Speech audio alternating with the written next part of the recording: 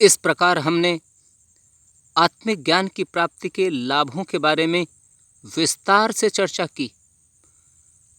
एक एक पहलुओं को हमने लेकर बात की कि किस किस प्रकार से हम उन लाभों को समझ सकते हैं, उन लाभों को समझकर उनके अनुरूप अपने जीवन को ढाल सकते हैं।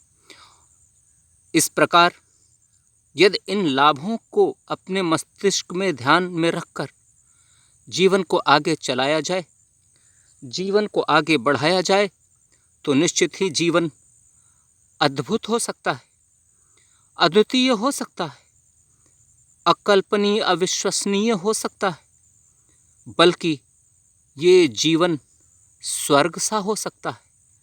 हमारे जीवन के लौकिक और पारलौकिक कल्याण के बारे में नए रास्ते खुल सकते हैं।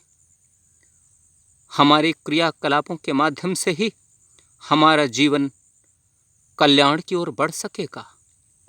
यह भी सत्य है कि मानव जीवन पाकर, मानवता के सिद्धांतों के अनुरूप अपने जीवन को चलाकर, मानवीय मूल्यों को निभाकर हम अपने जीवन को उन ऊंचाइयों तक ले जा सकते हैं जिनके परिणाम हमारे जन्म को सफल और सार्थक कर देंगे।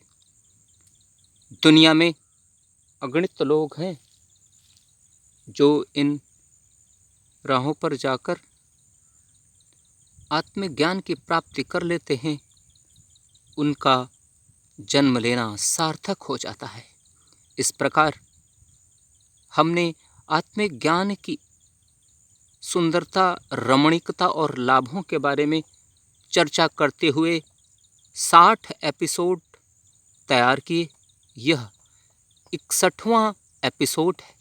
इस प्रकार हम आत्मिक ज्ञान की प्राप्ति के लाभों के विषय का उपसंहार कर रहे हैं और इस उपसंहार के तुरंत बाद एक नए सवाल को लेकर हम आगे बढ़ेंगे, एक नए प्रश्न को आगे लेकर चलेंगे और उसके बारे में चर्चा भी करेंगे और वह विषय अद्भुत होगा।